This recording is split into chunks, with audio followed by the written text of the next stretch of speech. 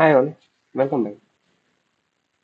In our last video, we learned how to create user. In this video, we just simply check how we can assign a role to specific user. So for that, so again, you have to navigate into setup, go to the users.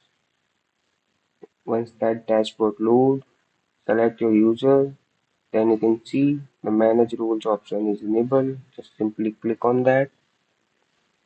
Once you click, you can see roles and permissions.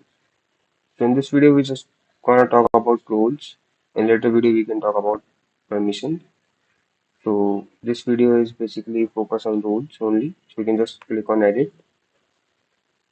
So once you click on edit, you can see the couple of rules which by default Salesforce Marketing Cloud allow. So you can see administrator, analyst, content creator, data manager, distributed sending user, marketing cloud administrator, and much more.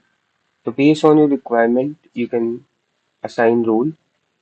The one thing which I suggest you for exam perspective is that if you want to be provide email studio permission to any specific user, you have to assign these two roles, administrator plus marketing cloud administrator. Without that, user not able to access email module.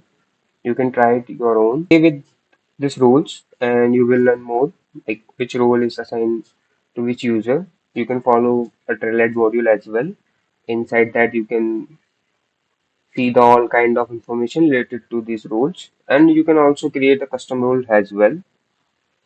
In your left you can see inside the user we have a roles option, so from there you can also create a custom roles. In later video we can discuss this further as well, but for this video we just assigning the standard roles to that particular user. So just select this admin plus marketing cloud administrator and just click on save.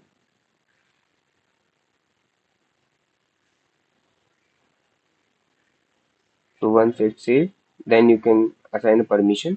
In next video, we can discuss about permission. So that's all about this video. Thanks for watching.